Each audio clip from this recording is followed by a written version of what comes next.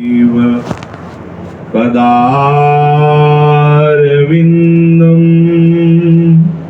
प्रेमामृतैकमकरन्द रसौघपूर्णं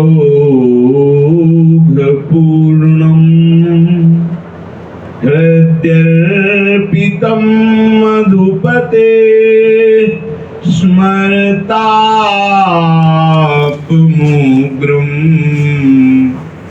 निर्वापयत्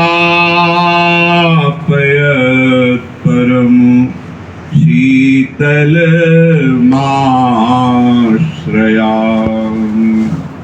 निर्वापयत् परम शीतलमाश्रयामि।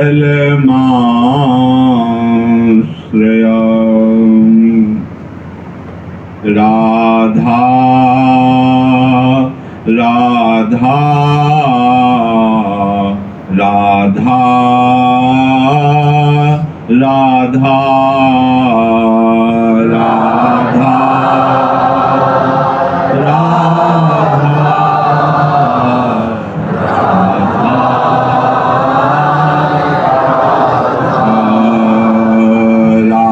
राधा राधा राधा राधा राधा राधा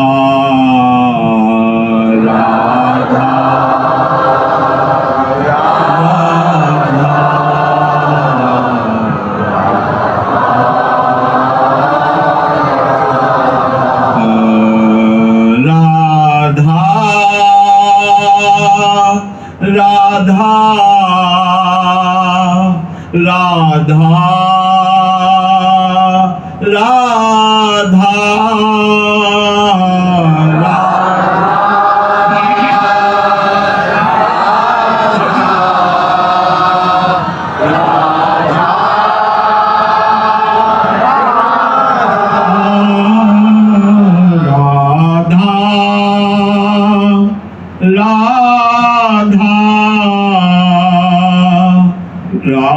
राधा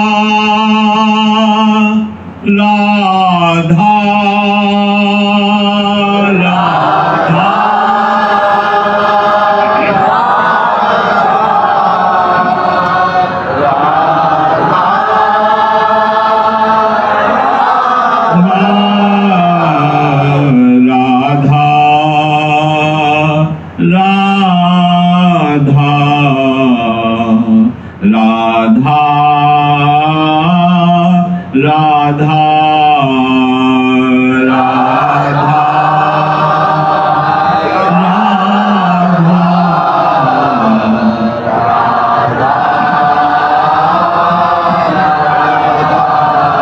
श्री राधा वल्लभ लाल की परम सच्चिदानंद घन करुणा समुद्र आनंद समुद्र प्रेम ऐश्वर्य ज्ञान वैराग्य इसके समुद्र हैं। प्रभु श्री कृष्णचंद्र जो सबके मंगल के लिए महासुख प्राप्ति के लिए समस्त शोक द्वंद्व मोह आदि से मुक्त होने के लिए इस गीता जी का उपदेश अर्जुन जी को निमित्त बनाकर हम सबको कर रहे हैं। प्रभु कहते हैं कि कर्तव्य प्राप्त होने पर तुम्हें शोक नहीं करना चाहिए, क्योंकि शोक का कहीं कोई स्थान नजर नहीं आता है। ना जानने के कारण ही तुम शोक को स्वीकार करके उसमें मगन हो रहे हो, दुखी हो रहे हो। शरीर विनाशी है, स्वरूप अविनाशी है। अविनाशी का कभी कोई विनाश कर ही नहीं सकता, तो शोक बनता ही नहीं। और विनाशी को किसी भी प्रकार बचाया नहीं जा सकता, उसका अंत विनाश ही है, इसलिए उसमें भी शोक नहीं बनता।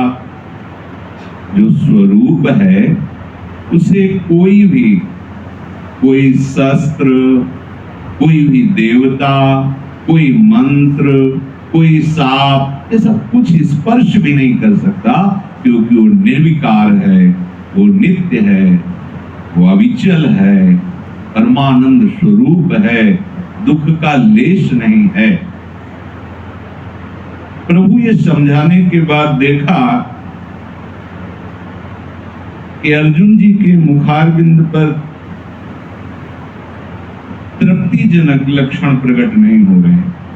उपदेश करते समय जब उपदेष्टा श्रवण करने वाले को देखता है, उसके हाव भाव बता देते हैं कि वो उत्तर से संतुष्ट है या नहीं। तो बिना प्रश्न किए प्रभु बोले, अच्छा, यदि तुम ये सत्य सिद्धांत नहीं समझ पा रहे हो और तुम्हें लगता है कि नित्य पैदा होने वाला मरने वाला ही है जो मैं है, तो अथ चैनम नित्य जातम नित्यं वा मन्यसे मृतम तथापि त्वं महाबाहो नैवं सोचितुमर्हसि। हे महाबाहो, अगर तुम इस मैं को, स्वरूप को, आत्मा को नित्य पैदा होने वाला अथवा नित्य मरने वाला भी मानो, तो भी तुम्हें इस प्रकार शोक नहीं करना चाहिए जैसे तुम शोक मग्न हो। अथ चैनम नित्य जातम, अथ शब्द संबोधन करता है कि वैसे ऐसा नहीं है, जो अभी तक सुना वही सत्य बात है, पर यदि तुम्हें बात समझ में नहीं आ रही हो, ऐसा लगता है कि जन्म तो होता ही है, मरना तो पड़ता ही है, तो ये तुम शरीर भाव को लेके कह रहे हो कि भाई जीवात्मा मरता तो है ही, उसका जन्म तो होता ही है, दूसरे शरीरों में जाता है। अथ चैनम नित्य जातम, प्रभु कह रहे यद्यपि ऐसा नहीं है, बिल्कुल नहीं है, पर यदि तुम मानते हो, क्योंकि स्वरूप कभी किसी भी अस्त्र के द्वारा छेदा नहीं जा सकता, अग्नि के द्वारा जलाया नहीं जा सकता, वायु के द्वारा सुखाया नहीं जा सकता, जल के द्वारा गीला नहीं किया जा सकता, मंत्र शाप आदि का प्रभाव स्वरूप पर पड़ता नहीं। पर यदि तुम ऐसा मानते हो कि वो जन्म लेता है, मरता है, तो आप निश्चित समझो कि आपको बिल्कुल शोक नहीं करना चाहिए। क्यों? बीज को पृथ्वी में बोया गया, वो अंकुरित हुआ, क्रमशः बढ़ा, वृक्ष रूप हुआ, ये बीज का लक्षण दिखाई दिया, वो वृक्ष रूप हुआ। इसके बाद क्या होगा? धीरे धीरे वो फिर सूख करके नष्ट हो जाए। अगर बाहरी दृश्य देखो तो यही है, पिता के द्वारा मां के गर्भ में जाकर के मां के रज और वीर से मिलकर पिता के उस जीवात्मा रूप धारण करता है, धीरे धीरे वो प्रकट हुआ, बाल्यावस्था, जवान अवस्था, वृद्धावस्था, मृत्यु अवस्था। कोई नई चीज हो तो उस पर शोक करे कि भाई ये तो बड़ा आश्चर्य हो गया, ऐसा नहीं होना चाहिए। यदि तुम मानते हो कि ये जन्म मरण वाला ही है, यद्यपि ऐसा नहीं, तो भी तुम्हें शोक नहीं करना चाहिए, क्योंकि जातस्य ही ध्रुवो मृत्यु ध्रुवम जन्म मृतस्य च तस्माद् अपरिहार्येथे न त्वं शोचितुमर्हसि। हे अर्जुन, जो पैदा हुआ उसकी जरूर मृत्यु होगी, मरेगा। ये बहुत हृदय में बैठालने की बात है, इससे एकदम सावधान हो जाता है उपासक। जाएगा, शरीर जाएगा, ये मरेगा। आप मानो या ना मानो, ये मरेगा, सर ये जाएगा। जो माने हुए कि जाएगा वो तैयारी में रहते हैं, जो पहले से तैयार न थे वो पछता पछता कर चले गए। हम सबको जाना है, जाने की तैयारी कर लो। जो पहले से तैयार न थे पछता पछता कर चले गए। रहे न रावण सम अभिमानी, हिरणाकश्यप संबरदानी, खान विभो की खान जगत में कुछ दिन के मेहमान, भजले श्री भगवान जगत में कुछ दिन के मेहमान। थोड़ा समय आपको मिला हुआ। प्रभु कह रहे हैं यद्यपि ये सिद्धांत नहीं है, पर यदि तुम मानते हो ऐसा कि जन्म हुआ है हमारा, तो फिर ये भी मान लो कि मृत्यु भी होगी तुम्हारी। यद्यपि ऐसा नहीं, तुम अजन्मा हो, कोई भी तुम्हारा विनाश करने में समर्थ नहीं, ऐसे तुम अविनाशी के अंश अविनाशी हो। पर जो पैदा हुआ है उसकी मृत्यु निश्चित है। जातस्य ही ध्रुव मृत्यु, किसी का भी हो, किसी का भी, ये नष्ट होने वाला है, इसलिए नष्ट होगा। और जो मरा है उसका जरूर जन्म होगा, ये क्रम है। जिसका जन्म हुआ वो मृत्यु को प्राप्त होता है। अब उसका समय है, कोई गर्भई में, कोई शिशु अवस्था में, कोई यौवन अवस्था में। उसके लिए नहीं कि अब वो गर्भ में मर गया, उसने क्या पाप किया था, अभी तो जन्म ही नहीं हुआ। अरे वो पुराना हिसाब है, उसी हिसाब से तो उसको गर्भगृह मिला था।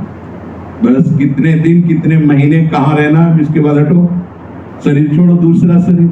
अरे बहुत दुर्गति है, ये अज्ञान के कारण केवल जान नहीं पाते। बहुत सुंदर प्रसंग उत्तर गीता में श्री भगवान ही वर्णन कर रहे हैं। सच्चिदानंद प्रभु श्री कृष्णचंद्र जी कश्यप नाम के एक बड़े ही महिमामय महापुरुष वे हैं। जब कृपा होती है तब गुरुदेव का दर्शन होता है। कृष्ण कृपा तब ही कर जाए जब साधु समागम हो, गुरुदेव का वरण हो, तो समझ लो अब हमारा संसार में आवागमन का मार्ग रुकने जा रहा है। यदि आप सावधान न रहे तो फिर वही गति हो जाएगी, सम्मुख होकर विमुक्ता कुसंग से फिर आ जाएगी। अगर इस मार्ग में कदम, तो बहुत सावधान हो जाओ। इसका मतलब प्रभु अब आपको इस संसार चक्र से हटाना चाहते हैं।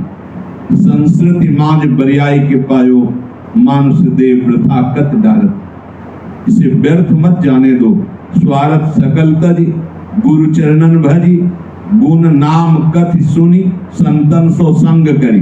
काल ब्याल मुख पर्यो, कप पित्त बात भर्यो, भ्रमयु कत अनन्य कहे कीजिए लाज धरी। समस्त स्वार्थ बुद्धि का त्याग करके अपने आराध्य देव के नाम गुण रूप लीला आदि का खूब श्रवण गायन मनन करो। गुरुदेव की आज्ञा में रहो।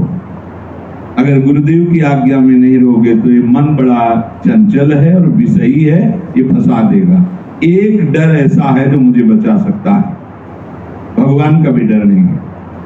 कहाँ लोग डरते हैं? देखो ना, प्रगट में जिनकी प्रबल श्रद्धा गुरुदेव के चरणों पर है, अब उनसे पापाचरण नहीं हो सकता, क्योंकि वो डरेंगे। इस बात से डरेंगे कि गुरुदेव रूस गए तो हमारा जीवन कैसा, उन्होंने नजर हटा ली तो हम फिर हैं क्या। एक भय आपको संपूर्ण भयों से बचा लेगा। अभय होए जो तुम्हें डराई। अगर डर पैदा हो जाए गुरुदेव का, तो उसे कभी काल भी भयभीत नहीं कर सकता। समुझ जाए शरण ते डरत ना काल डर। तो जब कभी सौभाग्य ऐसा उदय होता है तो सदगुरुदेव का दर्शन होता है। महात्मा कश्यप जी को, ये अव्यक्त महापुरुष है, इनका भगवान ने भी नाम घोषित नहीं किया। देखा कि आकाश मार्ग से एक संत पधार रहे। इस सिद्धियां होती बहुत प्रकार की। प्रेम मार्गियों में कभी भी स्फुरित नहीं होती, क्योंकि ये स्फुरित होगी तो प्रेम मार्ग बाधित हो जाएगा, प्रेम नहीं प्राप्त होगा। रिद्धि सिद्धि पेरे बहुआई, बुद्धि लोभ दिखावे भाई, होए बुद्धि जो परम सयानी, तिन तन चितई न अनहित जानी। यदि किसी भी सिद्धि को स्वीकार कर ले तो अनहित हो जाएगा। क्या? प्रिया प्रीतम से प्रेम नहीं हो पाएगा। इसीलिए आप देखो, वृंदावन के महापुरुषों में कोई सिद्धि तुम्हें प्रकट में नहीं दिखाई देगी कि अभी यहाँ थे वहां बैठ गए, वहां भी थे, यहाँ भी थे, वहां भी थे, एक ही टाइम में तीनों जगह बैठे हुए थे। ऐसी सिद्धियां गंगा किनारे के सिद्ध महापुरुषों में पाई जाती, वृंदावन के प्रेमियों में नहीं। वृंदावन के प्रेमियों की सिद्धि है कि उनका मन प्रिया प्रीतम की श्रृंगार में, प्रिया प्रीतम की केली में, प्रिया प्रीतम की रसबेली में लिपटा हुआ, उनको सुध ही नहीं। रात दिन पी मूर्ति नैनन बसे तेहि रस रहे समाए। सबसे बड़ी सिद्धि जो ब्रह्मा शंकर आदि को भी नहीं प्राप्त है, वो वृंदावन के रसिकों को प्राप्त होती है। मन मन की रुचि जानी, नेह विधि अनुसरे। प्रिया प्रीतम के मन की बात जानकर रुचि के अनुसार उनकी सेवा संपादन में हर क्षण लगे रहते हैं। ऐसे वृंदावन के प्रेमी रसिक जन है। बाहर से देखने में सामर्थ्य कितनी है, पर बाहर से आप किसी भी परिक्रमा मार्ग के अंतर्गत रज में लौटने वाले किसी भी सिद्ध की सिद्धि यहाँ की ऐसी नहीं होगी। चाहे पुरुष से पढ़ के देख लो कि उन्होंने ऐसे किया और नारियल आ गया और अमुक फल आ गया और ऐसे किया, सुगंध फैल गई। हमने देखा है, आंखों से देखा। ऐसे किया तो चांदी के सिक्कों के ढेर लग गए। देखा, गायत्री उनको अनुष्ठान करते हुए सिद्ध हुई थी। तो जो चीज आप बोलो, तो बोले महाराज पहले पुराने जमाने में स्वर्ण के सिक्के चलते थे, वो कैसे चलते? ऐसे खड़खड़ खड़खड़, उसी जमाने के गिर रहे हैं। यहाँ ये नहीं, चमत्कार में लोग आकर्षित। यहाँ का चमत्कार क्या है? तुम्हारे विषयी मन को बला, जहां बड़े बड़े योगियों की भी पहुंच नहीं, वहां पहुंचाना, ये सिद्धि। तुम्हारे मलिन मन को निर्मल करके प्रिया प्रीतम का निकुंज बना देना, हृदय में गौर श्याम ठसक पैदा हो जाना, समस्त रागों का, यहाँ तक कि मोक्ष तक का भी त्याग। ये वो भूमि है, ये वो भूमि है जहां मोक्ष भटकती है पर कोई स्वीकार नहीं करता। विभेद कैवल्यता। नहीं तो मोक्ष तो प्रसिद्ध है शास्त्रों में, काशी मरणान्मुक्ति, और मुक्त का साक्षात समुद्र है काशी। वहां के मच्छर को भी वो पद प्राप्त होता है जो योगी जन बड़ी बड़ी तपस्याओं के द्वारा प्राप्त करते हैं काशी के, क्योंकि भगवान मोक्षाधिपति भगवान शिव हर जीव को तारक मंत्र का उपदेश करके मोक्ष पद प्रदान, ऐसा शास्त्रों में ये प्रेम भूमि है। कैसा हो भाग्य जहां की रज को मोक्षाधिपति भगवान शिव भी अपने मस्तक पर धारण करने के लिए याचना करते। जो रज शिव सनक आदि याचक, यो ब्रह्म रुद्र शुक नारद भीष्म मुख्य लक्षितो न सहसा पुरुषस्य तस्य सत्यो वशीकरण चूर्ण मनंत शक्तिम तम राधिका चरण रेणु मनुष्य बना। यहाँ के उपासकों में कभी कोई ऐसा न देखे कि इनमें तो कोई चमत्कार नहीं था। हमारे मन में क्या चल रहा था ये बताने भला तो हम जाने सिद्ध है। तुम्हारे मन में जो विषय चिंतन चल रहा है, जो संसारिक चिंतन चल रहा है, उससे दूर होने के लिए तो उन्होंने कब से साधना प्रारंभ की थी। अब उसी में अर्ज है क्या? अब वो देखते हैं आराध्य देव के हृदय में क्या चल रहा है। यहाँ के आप देखो ना, यहाँ के संतों को लोगों ने प्रताड़ित किया, पीटा आदि, गालियां दी, तो कभी ऐसा नहीं हुआ कि वो कभी उनका कोई भी अमंगल करें। अपने तप तेज भजन का प्रयत्न कभी आप देखो ना, ब्रजमंडल के जितने प्रेमी संत हैं, दैन्यता की मूर्ति, और देवराज इंद्र भगवान ब्रह्मा भी उनकी सेवा करने के लिए लालायित है, और इतने निरपेक्ष है कि कहीं कोई गुंजाइश ही नहीं है चाह की। जब चाह ही नहीं तो किसी की आवश्यकता नहीं। तो देखा कश्यप जी ने कि एक महापुरुष आकाश मार्ग से आ रहे हैं, देखने से ही चित्त प्रसन्न हो गया। संत दर्शन का यही प्रभाव है। कितना भी अशांत मन हो, उनके दर्शन से हमारा मन निश्चल होने लगता है, शांत होने लगता है, आनंद का अनुभव होने लगता है। थोड़ी देर ऐसा लगता है जैसे दावानल से जला हुआ झुलसा हुआ हाथी गंगा जी की शीतल धारा में खड़ा हो जाए, ऐसी विषय दावानल से दग्ध जब कोई सत्संग में भगवत प्रेमी महात्माओं की सभा में बैठता है, एक अलौकिक आनंद, एक अलौकिक आकर्षण होता है।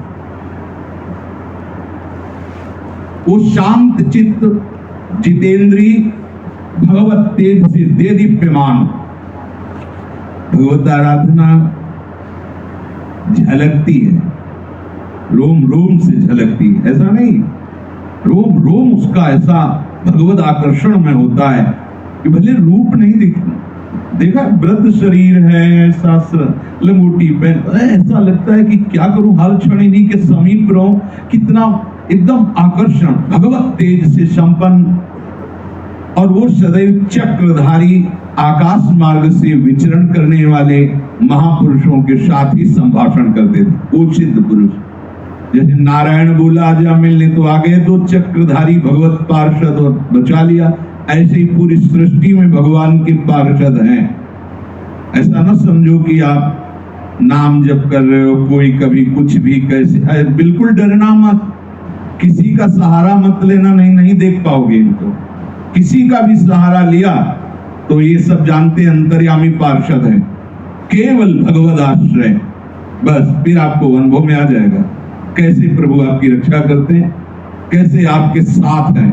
अच्छा, वो आकाश में है तो हमारे समीप आने में उनको 1 सेकंड से भी कम समय लगेगा। मतलब आपने वो नारायण पूरा नहीं हुआ था, आ गए थे भगवत पार्षद। ये संत भगवान जिनसे कश्यप जी मिल रहे, ये उन्हीं के साथ केवल संभाषण करते थे, इतने उच्च कोटि के महात्मा। और ये वायु की तरह सर्वत्र जा सकते थे, जैसे वायु कहीं भी जा सकती है, ऐसे ही जा सकते, ऐसे सिद्ध महापुरुष थे।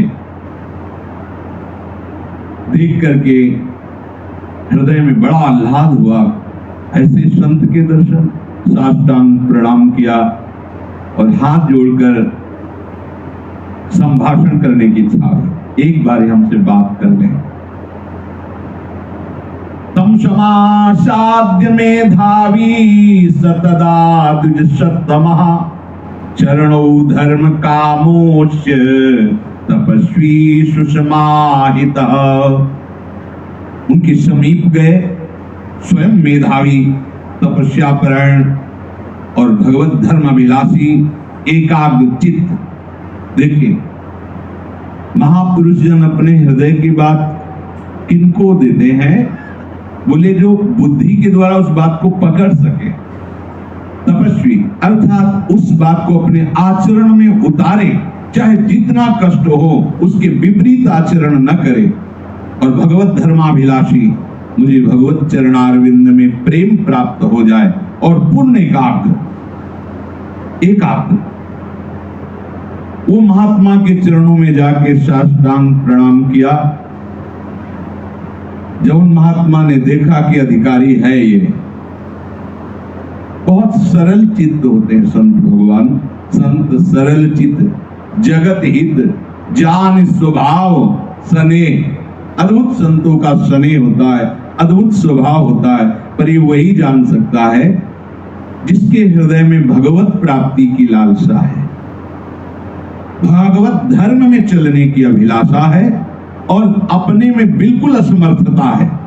न मेरे में बुद्धि है, न मेरे में भजन है, न मेरे में कोई बल है, पर मैं महाबल को प्राप्त करना चाहता हूं, प्रभु के चरणों को प्राप्त कर। उसके हृदय में दैन्यता होगी।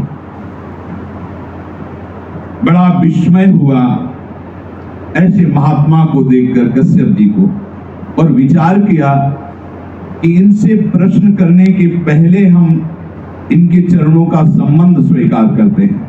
जैसे अर्जुन जी ने जिज्ञासा करने के पहले हृदय में स्वीकार करना कि हमारे सद्गुरुदेव हैं, इनके वचनों पर हमें यथावत चलना है। उन्होंने परिचारेण महता गुरुम तम परितोषयत स्वीकार किया कि मैं इन महापुरुष को अपने सदगुरुदेव रूप से वरण करता हूं। ये स्वीकृति हृदय की। जब कोई संतों की सेवा करता है, उनकी आज्ञा का पालन करता है, तो प्रश्न नहीं करना पड़ता। वो अपने हृदय की हुई बात जिससे उसका परम मंगल होगा स्वयं बोलने लगते हैं। बस चुपचाप पान करते रहो, वहां प्रश्न करने की जरूरत नहीं पड़ेगी। सेवक को जो समर्पित है, एकाग्रचित्त है, भगवत प्राप्ति की लालसा से युक्त है और गुरु भाव सुदृढ़ है, वहां बोलना नहीं पड़ता कि अब मुझे क्या करना है। बोलने की जरूरत नहीं, वहां से अपने आप प्रकाशित होगा। अब आपको ऐसे चलना है, आपको ऐसा करना है, सुनो अब ऐसा कर लीजिए। वो अपने आप गुरु तत्व जो आपके हृदय में ही बैठा है वो आपको उपदेश देने लगेगा।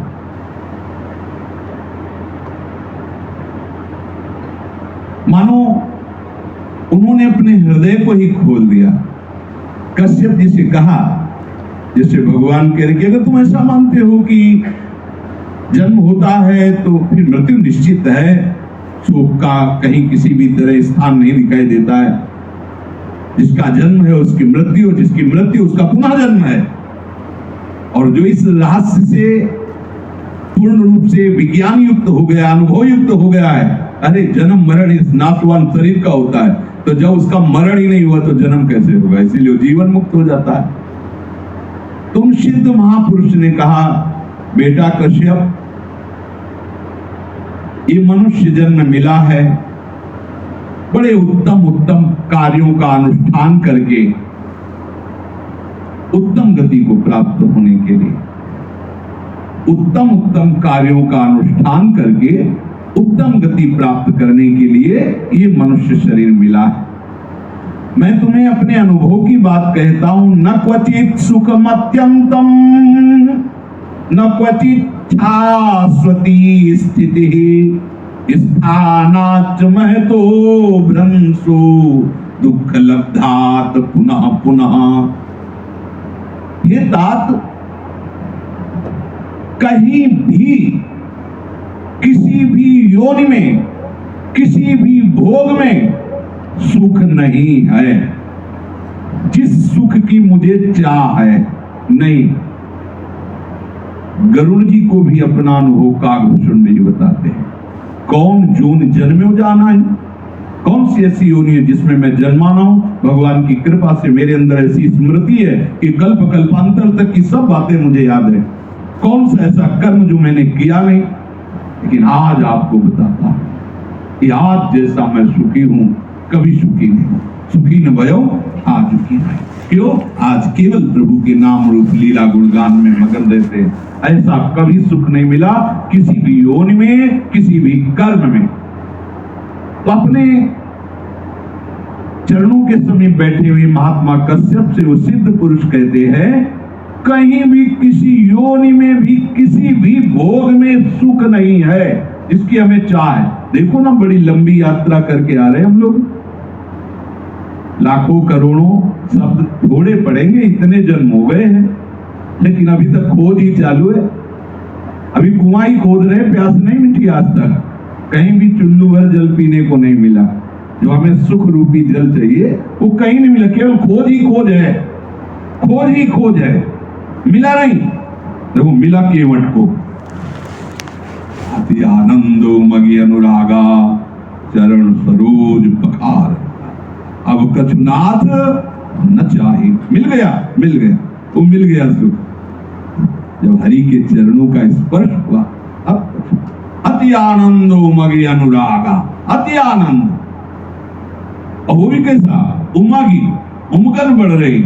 उमगन काहे की? बोले अनुराग। अति आनंद उमगी अनुरागा चरण सरोज अब कछु। यह है पूर्णता। किसी भी लोक में कोई भी सदा नहीं रह सकता। पुण्य छीड़े मृत्यु लोके विशंति। चाहे जितनी तपस्या करके बड़े से बड़ा कष्ट सहकर बड़े से बड़े लोगों को प्राप्त हो, जहां उनका पुण्य क्षीण हुआ तो फिर तुम्हें भ्रष्ट होना पड़ेगा। स्थानाच्च महतो भ्रंशो दुख लब्धात् पुनः पुनः। अर्थात यहां से लेकर ब्रह्म लोक तक चाहे जितनी तपस्या, तप लोक, जन लोक, जो स्वर्ग लोक, जहां जाओ तुम्हारे पास जितना पैसा है उतना खर्चा करो, फिर आ जाओ कर्म भूमि में। मृत्यु लोक कर्म भूमि है, जैसे कर्म करो, अशुभ कर्म के नरक चलो, वहां भोगो, वो छीन होंगे, फिर आ जाओ। ये क्रम चलता रहेगा। मैंने देखा है, अशुभागतयः प्राप्ताः कष्टा में पाप सेवना। मैं जब काम से युक्त था तो मैंने बहुत पाप किए। गुरु अपने हृदय की बात शिष्य को बता देते हैं। ये एक जन्म की बात नहीं कह रहे, बहुत जन्मों को देख के कह रहे। कहीं भी किसी योनि में, किसी भी भोग में कहीं सुख नहीं मिला, किसी भी लोक में बहुत समय तक नहीं टिका। पुण्य क्षीण होने पर पुनः मृत्यु लोक में आया। काम के वशीभूत होकर के, तृष्णा के वशीभूत होकर के, क्रोध के वशीभूत होकर बहुत से पाप किए और उन पापों का फल घोर कष्ट देने वाली अशुभ गतियों को, नारकी गतियों को प्राप्त हुआ।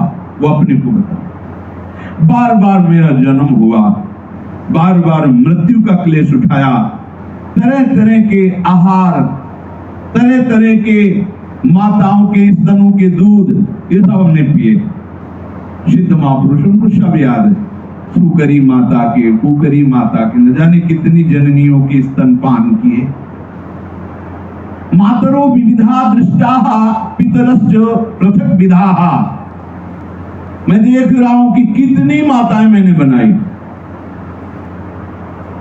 चिड़िया कितने कितने बाप हुए हमारे, दिखाई दे रहा। ये जरूरी है समझना। योग वासिष्ठ में भी हो, सरस्वती जी उड़ाला जी को ले जाके दिखाती कि जो अपने पति के प्राण वियोग में दुखी है, तो हमारी सखी हो के समझ नहीं रही। कितने पतियों को, चल मैं तुझे दिखाती हूँ पूर्व के वो नगर, वो गांव, वो राज्य, जहां जहां तू रानी रही, जहां जहां तू पत्नी बनी, जहां जहां तू पिता बनी, जहां जहां जितने। तभी तो अरे ये सब क्या नाटक चल रहा है। हम लोग केवल सीमित है कूप मंडूक की तरह, ये मनुष्य शरीर मिला, इतने कोई देख रहे हैं, इतने में भी केवल भोग को देख रहे हैं। योग की तरफ तो वृत्ति ही नहीं कि हम संभलने आए हैं या कि केवल खर्चा करने आए, या संभलने आए हैं। ये जो हम अपने पुण्य खर्चा करके सुख भोगों की लालसा में अपने जीवन को नष्ट कर रहे, ये केवल मूढ़ता ही है। हम यहाँ आए हैं भगवत प्राप्ति के लिए। बोले बहुत से पिता बनाए, बहुत से माता बनाए, उन सबको मैं देख रहा हूं। न जाने कितने कितने दुखों को मैंने भोगा है। कितनी बार मुझे प्रियजनों का वियोग दुख मिला, कितनी बार अप्रियजनों का संयोग दुख मिला। बहुत मेहनत करके धर्म अधर्म से जैसे भी बना धन कमाया, वो सब दुखमय ही हुआ। देखते देखते सब कुछ नष्ट हो जाता, फिर नया जन्म मिलता, फिर देखता वही। स्वजनों की ओर से, राजा की ओर से बहुत बार बड़े बड़ी सजाएं मुझे मिली, क्योंकि धर्म अधर्म सब भयंकर वेदनाएं नरकों में सही, वो सब मुझे याद है। थोड़ी देर के लिए अगर ये स्मृति जागृत हो जाए, भाग पड़ोगे। जानते हो गर्भ में कितना कष्ट होता है बालक को, भयानक कष्ट होता है। कितनी गंदी वस्तुओं के अंदर वो ऐसे कीड़े की तरह छटपटाता है, ऐसे ऐसे झिल्ली में, ऐसे न हिल सकता है न डुल सकता है। बड़ी मतलब एक तरह से समझो बहुत भयावह दुर्गति पूर्ण कष्ट वहां है। तभी तो भगवान की याद आती, वहां गर्भ में भगवान से प्रार्थना, एक बार मुझे निकाल दो, एक बार। उस झिल्ली में पूरा पैक है, ऐसा थोड़ा कहीं छेद है, नहीं। माँ की श्वास से उसकी जो नाभ की वो जुड़ी होती है नार, उसी से उसका जीवन कितना, उसको कष्ट का अनुभव होता है। पर भगवान की फिर ऐसी प्रबल माया है कि भूमि परत ढावर पानी तिम जीवई मायाल। फिर वही मम्मी पापा और परिवार भूल गया मैं किस लिए आया था, क्या करने आया था। अनेकों बार घोर अपमान सहा, अनेकों बार मृत्यु दंड मिला, बहुत बार कैद सजाएं मिली, बहुत बार बहुत से नरकों में मुझे यमलोक में यातनाएं दी गई। इस लोक में जन्मा, बारंबार यौवन अवस्था में काम वेदना, बुढ़ापावस्था में रोग, तृष्णा, व्यसन, राग, द्वेष, कितने प्रचुर दुखों को भोगता रहा। इस प्रकार बारंबार क्लेश पर क्लेश उठाने से अब इस जन्म में जब मुझे मनुष्य शरीर मिला, मुझे लगा अब नहीं, बहुत हो गया, अब नहीं, अब लो नसानी, अब तो चल के देखेंगे, क्योंकि इधर चल के देख लिया, अभी तक कुछ हाथ नहीं लगा। घबरा गया और दुखों से घबरा कर हृदय से पुकारा, हे परमात्मा, मैं आपकी शरण में हूं, मुझे मार्ग दिखाओ। गुरुदेव अपने शिष्य को बता रहे हैं, ऐसा ऐसा ऐसा ऐसा अनेक जन्मों से मैं भटकता रहा, अब की बार जो मुझे मनुष्य शरीर मिला तो मैंने विचार किया कि अब मैं अपने समय को व्यर्थ नहीं जाने दूंगा। क्या? हे परमात्मा, मैं आपकी शरण में हूं, मुझे अपना मार्ग दिखाओ। सच्ची मानिए, यदि हृदय से पुकारोगे तो विलंब नहीं होगा, वो मार्ग नहीं दिखाएंगे, वो हाथ पकड़ के ले चलेंगे, हाथ पकड़ के। इस श्लोक में मैंने भगवत मार्ग का अवलंबन लिया मृत्यु लोक में, और निश्चय किया कि जिन जिन भोगों को मैं अनेक जन्मों में भोगता रहा वो नहीं भोगूंगा, अब उल्टा चलूंगा। मन जहां जहां चलाता रहा अभी तक चलते रहे। गुरुदास जी भी कहते हैं, मन जो तुमने कहा वो मैंने किया, अब मैं जो कहूंगा वो तुम्हें करना होगा। ऐसा आपको निश्चय लेना होगा। इतने कमजोर मत बनो, तुम ही से पावर लेकर तुम ही को नष्ट कर रहा है, उसमें कोई सामर्थ्य नहीं। तुम्हारी अनुमति के बिना कुछ नहीं कर सकता है, समझ लीजिए। पर तुमने इतना उसे लाडला मान रखा है मन को कि हरि जाए, गुरु जाए, सब धर्म जाए, लेकिन हमें कोई, हमारे मन को क्लेश नहीं होना चाहिए। मन ने ठान लिया ये चाहिए तो हम उसको इतना दुलार करते हैं कि चाहे धर्म से, अधर्म से, हिंसा से, घोर निंदनीय कर्म से, पर जो मन ने मांगा वो हमें देना है। यही हमारी दुर्गति का कारण हुआ। अब नहीं, ये सोचना पड़ेगा, ये निश्चय करना पड़ेगा। जो भोगते रहे अब नहीं, जिस प्रवाह में बहते रहे अब नहीं, अब हमारा मार्ग भगवत मार्ग है, ये निश्चय करना पड़ेगा। ये ऐसे नहीं कि चले जा रहे हैं प्रवाह में और देख रहे हैं इधर उधर कि अगर ये भोग मिल जाते तो भाग्य खुल जाता। ज्यादा दिन टिकोगे नहीं, भाग जाओगे।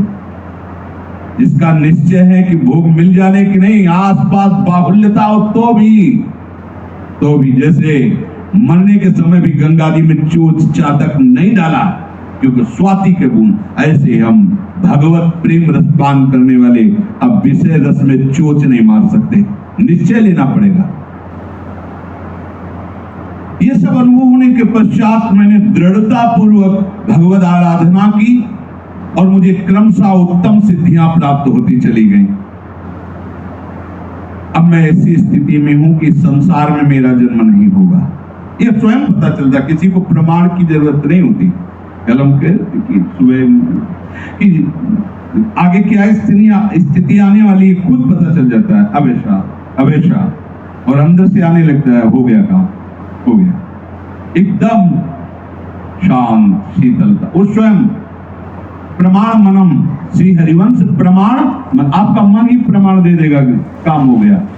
आपका मन ही प्रमाण देगा अभी काम नहीं होगा, विश्वास नहीं होगा, धैर्य नहीं होगा, ये नहीं होगा। अगर काम नहीं हुआ तो नहीं होगा, अगर है तो सोचते ही आनंद। आप क्या, एक मस्ती आ जाएगी। जब तक कोई अन्य चाह है तब तक इस मस्ती को तुम कल्पना भी नहीं कर सकते। ये जो भागवतिक मस्ती होती है, इसके लिए अन्य चाह, अन्य आश्रय, अन्य बल का त्याग। अब मेरा परम पद निश्चित हो चुका है, जिसको कश्यप जी से उनके गुरुदेव कह रहे कि जिसको इस मनुष्य जन्म में पूर्व पुण्य कर्म या संत महात्माओं की कृपाओं से मुक्त होना होता है, उसके ऐसे लक्षण प्रकट हो जाते हैं। वो शरीर के जितने भोग हैं उन भोगों में उसका विचार प्रकट होने लगता है। तो कितना खाते हैं, ये कितना देखते रहेंगे, कितना भोगते रहेंगे, ये प्रारंभिक विचार प्रकट होने लगता है। मन कहता है ये ये संयोग कब तक रहेगा? कितना कितना विचार, अंदर विचार प्रकट, उस विचार से उसके हृदय में इस शरीर और इन भोगों की जलन से मुक्त होने की इच्छा जागृत होती। अब वो दानम व्रतम ब्रह्मचर्यम यथोक्तम ब्रह्मधारणम दमः प्रशांतता चैव भूतानां चानुकंपनम संयमाश्चानुशंस्यं च परस्वादानवर्जनम व्यनीकानामकरणं भूतानां मनसा भुवि माता पितृश्च शुश्रूषा देवतातिथि पूजनम गुरु पूजा घृणा शौचम नित्यमंद्रिय संयमम। अब उसके हृदय में उदारता प्रकट होती। क्या? वो अब संयम में आने लगता है। कम आहार करना, सात्विक आहार करना। यार आहार से प्राण ही पोषण तो करना, चाहे जो कुछ पाओ, इस पर तो भाई संयम करना पड़ेगा। कुछ काल तक आप करके तो देखिए। अभी आपने आहार का केवल देखा है हिसाब, तो आपकी दशा क्या है? आप थोड़ा संयम में आइए और रसेंद्री के मांगे हुए आहार को कम दीजिए, मान लीजिए। ये जन्म थोड़ा इसमें लगा दीजिए, आप देख लीजिएगा। केवल प्राण पोषण होता है आहार से, लेकिन जब आप रसेंद्री से युक्त होकर फिर वो आपको और भोगों में फंसाएगा, बच नहीं सकते, पक्का नहीं बच सकते। संभालना पड़ेगा, संभालना पड़ेगा। जब तक आपकी रसेंद्री ठीक नहीं होगी, तब तक आप हमारी बातों को धारण करने की योग्यता नहीं प्राप्त कर पाएंगे। समस्त इंद्रियों में चांचल्यता प्रकट करने वाली प्रमुख इंद्री रसेंद्री है जिह्वा। इसको संभालिए, संभालिए। जगह जगह ये बात शास्त्रों में पाई जा रही कि बहुत साधना में इसका योगदान है, रसेंद्री का। बहुत संयम में रही। हमने बहुत से संत भगवान को देखा। अब ये जो विचरण करने वाले महात्माओं घटना होती कि भाई 35 रोटी पा गए, ये पा, अब 8 दिन भोजन नहीं मिला तो 35 रोटी क्या करेगी? एक बार में पा लिया, फिर 5-6 दिन के लिए फुर्सत, वहां कुछ विकार थोड़ी आने की जरूरत है। हाँ, जब आपको बाल भोग मिल रहा है, राजभोग मिल रहा है, शयन भोग, तीनों टाइम मिल रहा है, अल्पाहार, थोड़ा थोड़ा, सात्विक आहार, भजन, हर समय आप बैठ सकते हो, ऐसी हो। अब वो ब्रह्मचर्य व्रत को धारण करेगा। उदारता, संयम, खान पान, ये सब, और ब्रह्मचर्य। सच्ची मानिए ये अलौकिक व्रत है। ब्रह्मचर्य धारण करने वाले कोई बादाम, हलवा, घी की जरूरत ही नहीं भाई, बिल्कुल सच्ची मानिए। जैसे तप्त भूमि में पैर कैसे पड़ता है, ऐसी बिजली रहती ब्रह्मचारी के शरीर, बिजली। 60 किलोमीटर बिना विश्राम किए चलते देखा है, पीछे भी चर्चा की थी। हम हार गए। कमंडल आकर ब्रह्माकार वृत्ति चले जा रहे। कब आहार मिलेगा, कब विश्राम, कोई मतलब नहीं। आहार भगवदाकार वृत्ति, ब्रह्मचर्य अत्यंत आवश्यक, जिसे आप खिलवाड़ समझ रहे हो, ये बहुत बड़ी हानि है। जिन लोगों को ऐसा लगता है कि ब्रह्मचर्य छीड़ करके हम घी दूध पी करके या मकर और कौन सी भस्म और स्वर्ण भस्म, मकर ध्वज और क्या क्या, भाई ये सब उसकी पूर्ति नहीं कर सकते। ध्यान रखना, जो ब्रह्मचर्य आपका छीड़ हुआ, जो नस नाड़ियों का अभ्यास आपका गलत बन गया, उसको कोई भी भस्म, कोई भी औषधि, कोई भी घी दूध बादाम पिस्ता पूर्ण नहीं कर सकता। ध्यान रखना, जिन लोगों को ऐसा लगता है वो भ्रम में है, वो भ्रम में है, वो भगवत आराधन की योग्यता खो देंगे। ब्रह्मचर्य अत्यंत आवश्यक है। नींद पर काबू पाने के लिए, शरीर पर शासन करने के लिए, मन पर शासन करने के लिए, दिव्य आनंद का अनुभव करने के लिए ब्रह्मचर्य नींव है, नींव। भले आप गृहस्थ में हैं तो शास्त्र आज्ञा करता है संतानोत्पत्ति आदि के लिए। बस बहुत जन्म हो गए खिलवाड़ करते हुए, थोड़ा तो संयम में इस जन्म में आ जाओ, चाहे गृहस्थ हो चाहे विरक्त हो। ऐसी प्रवृत्ति जो हम अनेक जन्मों से करते आए हैं, वही इस महामहिम मनुष्य शरीर को प्राप्त करके हम पुनः गलती दोहरा रहे हैं। अब हमको वो करना है जो आज तक किया नहीं। आज तक भोग करते रहे तो अब ब्रह्मचर्य से रहेंगे, आज तक विषय चिंतन करते रहे तो भगवत सेवा चिंतन करेंगे, आज तक संसार के रूप का चिंतन करते अब स्वामी के रूप का चिंतन करेंगे, आज तक संसार का नाम गुणगान करते रहे प्रपंच का, अब मैं प्रपंचातीत प्रभु के नाम का, उनके गुणों का गायन करूंगा।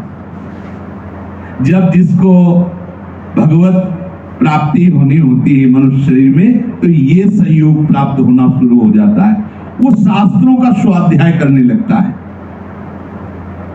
इंद्रियों की चांचल्यता उसे अच्छी नहीं लगती, देखना सुनना वो गंभीरता आने लगती। कोई भी उससे बात करे मुस्कुराकर, ऐसा दयाचित्त, सब पर करुणा करने वाला उसका स्वभाव बनने लगेगा। चित्त विषय चिंतन के लिए लालायित नहीं होगा, लालची नहीं होगा, चित्त उदासीन हो, कुछ अच्छा ही नहीं लगता। स्वभाव में कोमलता, दूसरों से कुछ लेने की इच्छा का त्याग, किसी को भी मन से भी दुख ना पहुंचाने की सोचना, मन से भी किसी को दुख ना पहुंचाने की नहीं, किसी को मन से भी दुख हम ना सोचे कि भगवान देखो उनको गाली दिया, अपमानित किया, इसको ऐसा नहीं, ऐसा भी नहीं। सदगुरुदेव भगवान की पूजा, पवित्रता का स्वभाव और अपने इन कर्मों का कभी प्रचार ना करना, ये है जिसकी उन्नति होनी, भगवत प्राप्ति होनी होती है। तो ये लक्षण उसके हृदय में जागते हैं। अपने शिष्य कश्यप जी को वो बोल रहे हैं। और जिसका पतन होना होता है, नाश होना होता है, उससे विपरीत बुद्धि प्राप्त हो जाती है। बुरी दशा आने के पहले बुद्धि बदली जाती है, उसके हृदय में विपरीत दशा जागृत होती है। विनाश काल में बुद्धि व्यावर्तते चास्य विनाशे प्रतिपस्थिते, उसकी ऐसी बुद्धि में उल्टी भावना आ जाती कि कब तक ये सब, अरे भोगो यार, भगवान को मिलना होगा मिल जाएंगे, ना मिलना सामने भोग उपस्थित, भोगो, उसमें धैर्य नहीं रहता। ये लक्षण बताए जाते हैं जिसको पतन के मार्ग में जाना होता है, उसके ऐसे लक्षण होते हैं। वो अपने धैर्य को नहीं बनाए रखता। कोई भी भोग सामने आया, विचार नहीं करना, पशु की तरह बस उसे स्वीकार कर लेना, नहीं। विवेक, अगला कदम रखने के पहले विचार करो, मेरा कदम कहां रखा जा रहा है, क्या होगा, अगर मैं ऐसा करूंगा तो होगा क्या। अगर हमारे हरि गुरु अपनी कृपा की नजर हमसे हटा लिए तो फिर होगा क्या। नहीं, बहुत बार ये सब किया, अब नहीं, और भाग पड़े, ज्यादा नहीं के चक्कर में ना पड़े, उस स्थान से भाग पड़े जहां सामने भोग उपस्थित हो। धैर्यवान यदि ऐसा है कि कोई प्रभाव नहीं पड़ रहा, तो भी वहां ज्यादा न टिके, हट जाए। काजर की कोठरी में कैसो भी सयान हो जाए, दाग लागी है, पैलागी है, महापुरुषों ने कहा है। उसका धैर्य खत्म हो जाता है, धैर्यवान नहीं रहता। बहुत ध्यान देने योग्य बात है। शिष्य को बता रहे जिसका मंगल होना होता उसके ऐसे लक्षण जो आप पहले वर्णन किए, और जिसका पतन होना होता उसके ऐसे लक्षण। अब वो विषयों के अनुकूल समय में मन पर अधिकार न होने के कारण वो अपनी प्रकृति के विरुद्ध आचरण करना शुरू कर देता है। अपनी स्वाभाविक प्रवृत्ति प्रभु की तरफ होनी चाहिए, उनके हम अंश हैं, पर वो विरुद्ध आचरण जो भगवत मार्ग से हमें पतित कर दे, ऐसे आचरणों में खुश होकर वो चलने लगता है। अत्यंत हानि पहुंचाने वाली वो क्रियाएं करने लगता है। देख लीजिए ये सब, उनका क्या व्याख्या करें। अत्यंत हानि पहुंचाने वाली, पता नहीं है, और अपने जीवन को स्वयं नष्ट कर रहे। तो जब उनको शिक्षा दो तो उनको बुरा लगता है कि हमें ऐसे महासुख से वंचित क्यों कर रहे हैं? अरे पागल, ये कोई सुख है जो तुम्हें छीण कर रहा है, नष्ट कर रहा है? आओ सुख सिंधु प्रभु के नाम रूप में देखो कैसा अपार सुख है। वो उन सब वस्तुओं का सेवन करता है जिससे उसकी बुद्धि भ्रष्ट हो जाए। होटल से मंगाओ भोजन, माना बहुत साफ स्वच्छ दिखाई दे रहा है, लेकिन बनाने वाले का कैसा आचरण है, कैसे बना रहा है, क्या विचार है, कैसी पद्धति से बनाया गया है। आपको शीशा के अंदर रखे हुए सुरक्षित दिखाई देते, लेकिन उस समय क्या है, सब अच्छा है, और उसका विचार क्या है, उस समय का विचार उसके अंदर संस्कार डाल रहा है। ये ज्यादा चाट चूट वाली जो जबान है परमार्थ लायक नहीं होती, इसको सुधारो। जिस चीज की ज्यादा मांग उसको तो कभी मत खाओ। एक बार तैयार करने पड़ जाओ, एक बार तो थोड़ा हिम्मती बनो। देखो ना, देखो एक ऐसा फिर समय आता है, इन सब बातों का महत्व नहीं रहता जो हम आपको बता रहे हैं, कोई। एक समय पूज्यपाद उड़िया बाबा एक कवल एक बार में दे दो, जितना देना, 24 घंटे में एक बार, बस एक कवल। 8 घंटे भजन में बैठे, ब्रह्मा हो गया, फिर शरीर हो गया, दिव्य तेज जग रहा।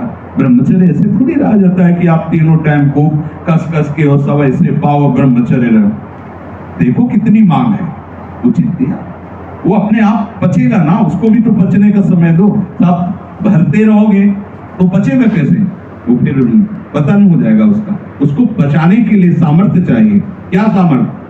जितनी आवश्यकता है वो अंदर पता चलता है। जहां थोड़ा ऐसा लगे कि हम छक रहे, बिल्कुल उसके आगे एक कवल भी मत पाइए। अभ्यास बना लीजिए, उतना ही रखिए। और अगर ऐसा लग रहा है कि पाने की थोड़ी इच्छा है और थोड़ी नहीं है, तो बिल्कुल मत पाइए। उसमें आपका ब्रह्मचर्य पचेगा। जो आपके अंदर जठराग्नि हो, आपके ब्रह्मचर्य को विशुद्ध करेगी। और धीरे धीरे ब्रह्मचर्य जब स्थित होने लगता है तो ऊर्ध्वगामी होने लगता है। जहां ब्रह्मचर्य ऊर्ध्वगामी हुआ तो दिव्य तेज, दिव्य शक्तियां, दिव्य ज्ञान अपने आप जागृत हो जाता है। ये इसीलिए, इसी आनंद के लिए तो मुझे मनुष्य शरीर मिला है भाई। काहे को? जो बहुत बार, अब नहीं, अब जो एक बार भी नहीं हुआ वो करेंगे। क्या? भगवत आराधना, संयम से रहकर प्रभु के मार्ग में चल। ये आहार पर ध्यान दीजिए, सारा का सारा परमार्थ का इसी पर टिका है, इसी पर, आहार पर ही। अब वो अधिक से अधिक अच्छी अच्छी वस्तुएं बहुत खाने लगता है, इसका भी अभ्यास है। आप आहार बढ़ाते चले जाइए तो हमने ऐसे भी दर्शन किए। देखो आहार, एक कवल, एक ग्रास, 24 घंटे में एक बाबा, लादा बाबा 24 घंटे में एक बार पानी, एक बार आहार, जितना कहीं ना कहीं आवश्यकता है हमें इसकी।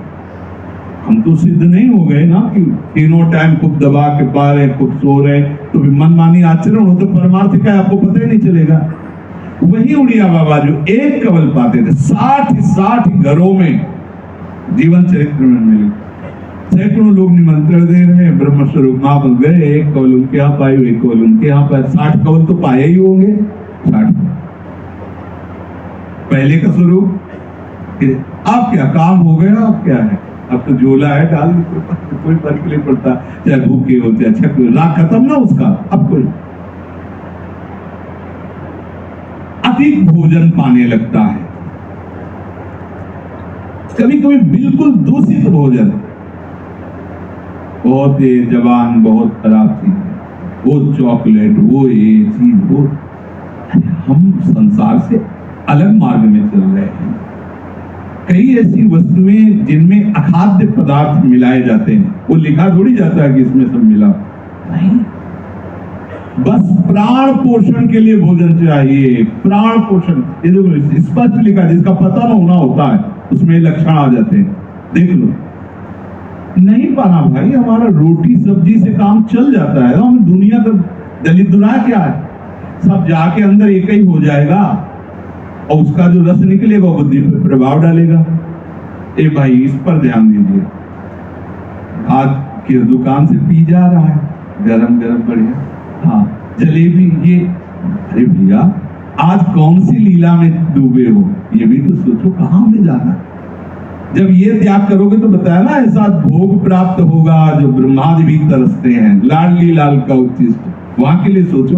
बंद करो ये सब अंदर की जो मलिनता प्रकट करने वाले भोग, ये सब नहीं, इससे बुद्धि शुद्ध नहीं होगी। मान लो हमारे, अब नहीं मानोगे तो देखो, ना मानने पर भगवान सब कुछ रचे है ना, तो मंगा के देते ना, लो भाई ओ, ऐसे जो सैन भी लो, अरे रोटी वाला पाले में आनंद के सैन बीज में आनंद। जिनको समय सौभाग्य नहीं मिला है उनकी बात है, आपको समय सौभाग्य दोनों मिला हुआ है, आप ये सब चीजें मत पाइए। मान लीजिए आज बहुत गर्मी, चलो ठंडा, चलो वो जो बोतल का ठंडा पियोगे ना, तो आप सच्ची मानिए वो रजोगुण पैदा करके आपको भजन नहीं होने देगा। कोई भी पदार्थ अपना प्रभाव रखता है, आप अच्छे मान लीजिएगा, बड़ा प्रभाव है, हर वस्तु का प्रभाव है। इतनी सी अफीम, इतनी सी गांजा भांग तो इतना आहार, उसमें प्रभाव नहीं, उसी भूमि में तो पैदा हो रहा, उसका भी प्रभाव है। बहुत सावधान। श्री जी को सात्विक भोग लगा के, वो भी अल्पाहार, अभी आप देखो आनंद आने लगेगा।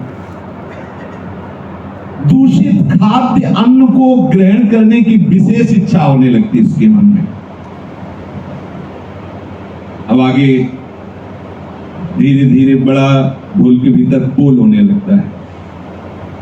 कभी कहीं किसी के विषय में तो सोने की मोटी जंजीर वैसे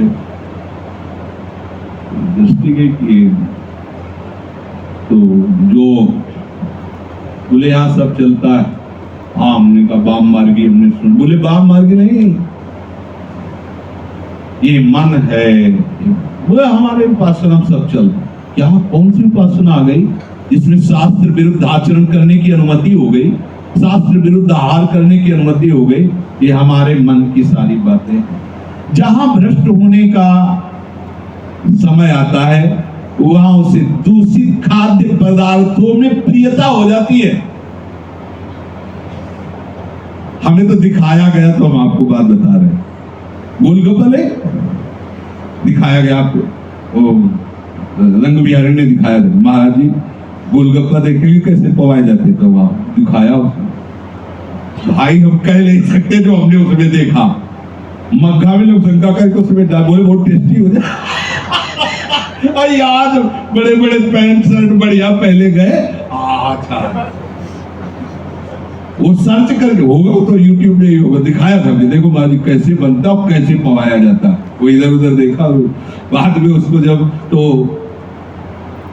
आप क्या समझते हैं कैसे क्या रचना? अरे आपको जो अपने घर में रसोई में बना, अच्छा संसार की तो जाने दो, आप भगवत मार्ग के पथिक हैं। एक जगह हमें वो बनाते हुए दिखा, पैरों से ऐसे ही मक्खियां सैकड़ों गूंद रहे हैं उसे में, कैसा यहाँ गूंद रहे हैं जमीन में, थाल में नहीं, कोई नीचे बिछा नहीं, फर्श में, और ये लेटरिन बाथरूम बना हुआ ऐसे, मतलब खुला ऐसे, मक्खियां इधर से उधर, उधर से इधर, और आप बड़े चटकारे ले लेके गोलगप्पा, बहुत बढ़िया भैया, थोड़ा आओ नामामृत रूपामृत पान करने के लिए। ये सब बंद करो। कोई भी चाहे गृहस्थ हो चाहे विरक्त हो, भगवत मार्ग में चलना चाहते हो तो शुद्ध सब्जी जो ठीक है जैसा लाओ, घी के चक्कर में मत पड़ो, सरसों को पिरवा लो और उसके तेल से बनाओ। घी में पता नहीं कहाँ क्या में, अब घी मतलब हमारी श्रद्धा नहीं रह गई। कई बार ऐसा निकला तो अब हमारी श्रद्धा घी में नहीं, या तो सीधे गौशाला से किसी में दिया जा रहा हो तो हम भाव कर लेंगे कि हाँ चलो भाई ठीक, या अपने घर से गाय से निकाल के, नहीं घी की जगह अच्छा है आप शुद्ध सरसों खरीद लो, उसे पिरवा लो, उसका प्रयोग करो। बहुत भोजन का बहुत बड़ा प्रयोग। बड़ी से बड़ी यज्ञ को भ्रष्ट करने के लिए थोड़ा सा भी अपवित्र पदार्थ डाल दिया जाता था तो यज्ञ फलहीन हो जाती थी। अब मान लो जैसे पीछे निकला था कि अखाद्य पदार्थ ये सब घी आदि में मिलाए तो हमारे हृदय में कैसा, वो हमारे शरीर में क्या प्रभाव करेगा। तो अखाद्य पदार्थों के खाने में प्रियता बन जाती है।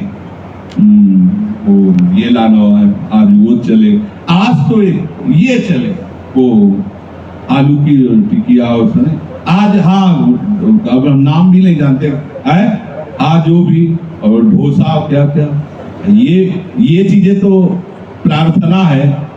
यदि आप भगवत मार्ग में चलना चाहते तो हमारी प्रार्थना है, आपको बहुत मन है ना, बेसन है अपने घर में चिल्ला बनाना, सात्विक बन गया अपने घर में जो भी, और श्री जी को भोग लगा। ये चीजें बंद करो बाजार से की।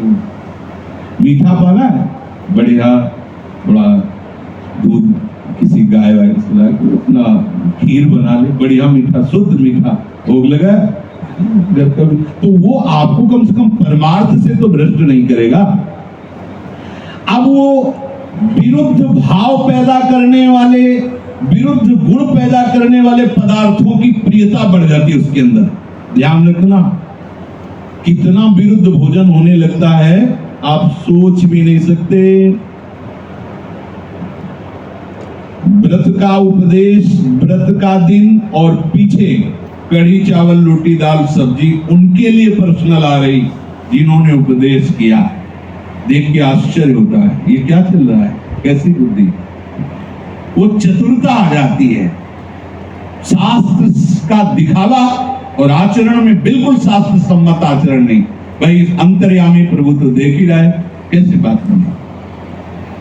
अब वो इतना अधिक आहार करने लगता है कि एक बार का खाया हुआ अन्न पचने नहीं पाता, दूसरा ऊपर से और डाल दिया। अधिक से अधिक रसीले अन्न खाना, और दिन में भी कई घंटे सोना।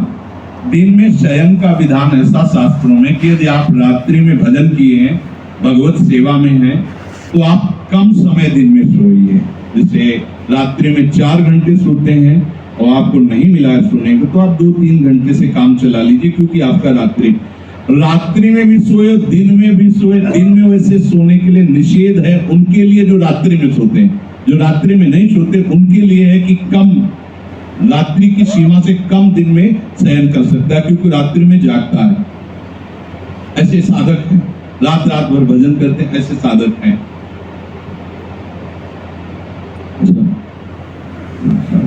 राधा वल्लभ लाल की जय।